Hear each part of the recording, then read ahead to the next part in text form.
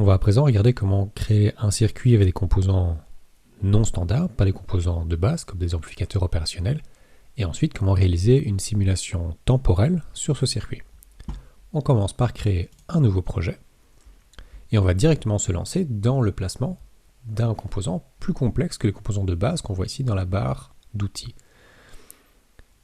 Si on regarde ici à droite du petit symbole de diode, on a un symbole de composant ici, un petit chip, qui nous permet de placer différents composants. La vue sur laquelle on arrive par défaut, c'est celle-ci. On a donc plein de composants différents qui apparaissent avec des noms plus ou moins clairs. On voit qu'on a des transistors bipolaires, des transistors à effet de champ, on voit qu'on va se retrouver avec certains types de diodes, et d'autres éléments qui se trouvent entre crochets. Par exemple, ici, on peut retrouver des ADC, on va retrouver des DAC, on va retrouver des composants numériques, et ce qui nous intéresse, c'est qu'on trouve aussi des amplificateurs opérationnels.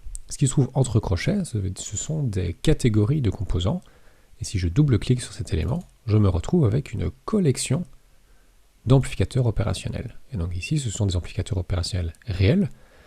Certains vont être idéaux, comme OP-Amp et OP-Amp2. Ceux-là sont parfaitement idéaux. Par contre, tous les autres correspondent à des amplificateurs opérationnels réels, qui ont donc certaines caractéristiques et donc imperfections inhérentes qui sont renseignées par le constructeur. On voit d'ailleurs, si je clique ici sur récupérer les infos de mon OP777, je vais être renvoyé vers une page de analog.com qui va me donner des informations sur ce composant, avec son statut, est-ce qu'il est déprécié ou non, est-ce qu'il est encore conseillé en utilisation, ou est-ce qu'il est en statut de production, et peut renvoyer vers de la documentation et vers les pages d'achat. On va commencer par exemple ici avec un OP777, qui est un amplificateur opérationnel rail-to-rail, qui nous conviendra parfaitement, des tensions d'alimentation assez standards, entre 2.7 et 30 volts, c'est nickel. Je le place ici au milieu, et je me retrouve maintenant, je peux en placer autant que je veux, tant que je ne quitte pas l'outil de placement. On se rappelle, c'est avec clic droit ou avec Escape. Maintenant que j'ai placé ces composants supplémentaires, je vais revenir en arrière pour les retirer, et ne garder qu'un seul amplificateur opérationnel. On va réaliser un montage non inverseur pour cet exercice-ci. Alors j'ai besoin de deux résistances, une que je tourne et que je vais placer dans la rétroaction, une autre à l'entrée inverseuse, et c'est tout. J'aurai besoin d'une source de tension qui sera placée à l'entrée non inverseuse. Je vais avoir besoin aussi d'une masse que je vais déjà placer sur l'entrée négative de ma source de tension, et d'une deuxième qui sera connectée à la bande gauche de ma résistance connectée à l'entrée inverseuse de l'amplificateur opérationnel. Et mon amplificateur opérationnel ici est alimenté. Alors je vais avoir besoin de deux alimentations continues supplémentaires, une positive et une négative. Je vais déjà connecter les deux masses sur ces deux alimentations. Et ensuite, j'ai deux possibilités. Soit je peux connecter de longs fils qui vont se ramener jusqu'à ces deux connexions, mais je vais vite me retrouver avec une schématique en plat de pâte, en plat de spaghetti, avec des fils dans tous les sens. C'est absolument illisible et insupportable. Ce qu'on va essayer de faire, c'est de placer des raccourcis, ce qu'on appelle aussi des alias. Alors je vais d'abord essayer de supprimer le fil que je viens de rajouter, sauf qu'on se rappelle, avec le clic gauche, je ne peux pas le sélectionner. Je peux le déplacer si je veux, avec la touche M, mais c'est pas ça que j'ai envie de faire, je ne déplace que des morceaux de fil. Avec la touche Escape, avec la touche Delete, pardon, ou Backspace, donc supprimer, j'ai une petite paire de ciseaux qui apparaît, et maintenant je peux supprimer des éléments sur mon circuit.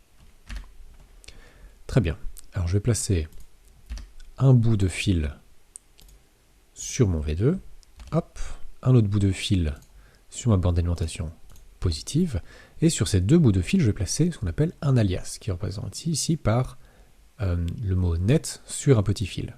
Je vais lui donner un nom, je vais l'appeler VL+, par exemple. Ok, je le place avec le petit carré sur mon fil, un morceau de fil qui d'ailleurs n'était pas nécessaire, on le verra, et je le place aussi sur mon alimentation. Alors je vais déplacer ma résistance pour qu'elle ne soit pas dans le chemin, voilà, c'est un peu plus clair. Et je vais faire de même pour mon alimentation négative cette fois-ci. Je place un alias que je vais appeler VAL- cette fois-ci, sur mon alimentation négative de l'ampli up, et sur mon autre alimentation, on voit que le petit morceau de fil n'était pas nécessaire. Je vais donner des valeurs à ces deux alimentations. Je vais par exemple m'alimenter en plus 15 volts et moins 15 volts. Parfait. Et ensuite, je connecte les autres éléments sur mon amplificateur opérationnel. J'ai donc parlé d'un montage non inverseur. J'ai donc une résistance dans ma rétroaction négative, une autre résistance à l'entrée inverseuse. Dans la deuxième borne est connectée à la masse. Et ma tension, connectée à la masse jusqu'au bout.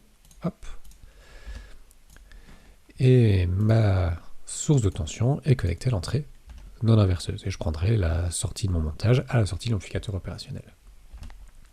Je vais configurer maintenant ma source d'alimentation. Alors si j'ai envie de faire une alimentation temporelle par la suite, ce serait sympa d'avoir un signal qui varie dans le temps, typiquement une sinusoïde. Je ne vais pas lui mettre de décalage ici, je vais simplement lui mettre une amplitude, disons, de 1 volt, avec une fréquence de 100 Hz. Pas besoin de délai, je n'ai pas besoin de délai avant que ça démarre, et les autres paramètres ne m'intéressent pas ici non plus.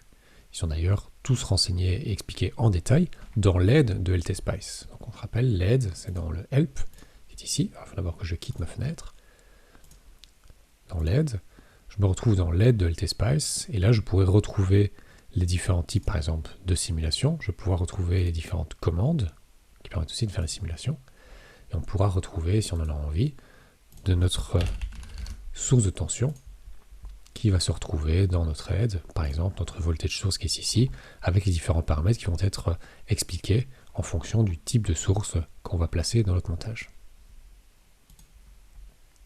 On revient dans notre circuit, et alors pour que ce soit un peu plus clair, je vais les rapprocher. Donc, je choisis M, je sélectionne mes éléments et je les rapproche, comme ça c'est un petit peu plus dense et je suis plus content. Un autre raccourci qui est aussi pratique, si je déplace un composant avec la touche M, je ne déplace que le composant. Ce n'est pas pratique. Par contre, si je choisis la touche S pour Stretch, je peux sélectionner un composant qui restera connecté au net, c'est-à-dire au fil qui le connecte au reste du circuit. Voilà, je dis ça juste en passant. On va rajouter maintenant des directives de simulation, donc le petit engrenage ici en haut à gauche, et cette fois-ci, le type de simulation qu'on va choisir, c'est Transient, qui permet de faire une simulation en fonction du temps. Alors, on a choisi une source de tension à 100 Hz, et donc le stop time, on va le mettre par exemple à 10 périodes de notre source de tension en entrée, c'est-à-dire, hop, 100 millisecondes. Ici, c'est le temps avant qu'on commence à sauvegarder les données. Je le laisse vide pour qu'il sauvegarde directement. Le maximum time step, il en choisit un par défaut, mais ici, on va l'expliciter et on regardera aussi quelle sera son influence sur la forme de notre simulation par la suite. Je vais par exemple lui demander de me faire un time step de 100 microsecondes, 100 U, de sorte à avoir 1000 points dans ma simulation, ce qui est un bon ordre de grandeur la plupart du temps. Ok. Je place ces directives n'importe où dans ma schématique. Je lance la simulation. Et on voit qu'il n'est pas d'accord. Parce que j'ai effectivement oublié de donner des valeurs à mes résistances. Et donc c'est impossible à simuler comme circuit. Je sais, j'ai compris. Voilà. Je clique droit sur ma résistance et je peux lui donner une valeur. Par exemple, on va lui donner 10 kΩ dans la rétroaction. Et on va lui donner 1 kΩ sur l'entrée inverseuse, de sorte à avoir un gain de 11. Je lance ma simulation. Cette fois-ci, tout se passe bien. Je peux choisir le nœud dans lequel j'ai envie de prendre ma tension de sortie. Et je me retrouve avec mon signal. Alors si on voit uniquement la tension de sortie, si je rajoute la tension d'entrée dans mon circuit, on pourra voir que j'ai effectivement un montage qui est non inverseur et qui a bien amplifié notre signal. Alors, de combien exactement? On peut par exemple reprendre des curseurs. Je rajoute un curseur sur la trace active, qui est ma trace, sur ma trace bleue. Hop, dans la petite fenêtre flottante. Et je sélectionne mon autre trace, mais mon curseur va se déplacer sur cette autre trace. Alors l'information du curseur se trouve comme tout à l'heure dans la petite fenêtre qui est là-bas. Et si je rajoute un deuxième curseur, hop, qui se trouve tout là-bas, et que je déplace maintenant sur ma deuxième trace,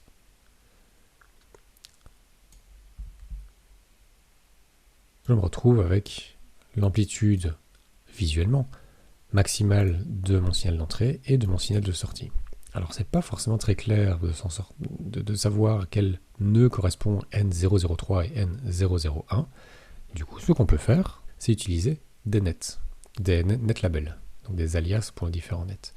Je reviens dans la fenêtre de la schématique et je peux placer un alias que je vais appeler par exemple out sur mon nœud de sortie et un autre alias que je vais appeler in sur mon nœud d'entrée.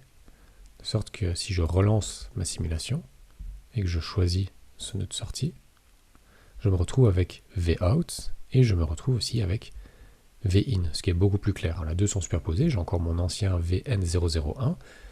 Et bien avec le petit bouton ici qui permet de choisir les traces visibles, je peux choisir de ne pas sélectionner vn001 en sélectionnant, en gardant en touche CTRL enfoncée, vin et vout. Et voilà, c'est tout pour le moment, et on se revoit dans une autre vidéo.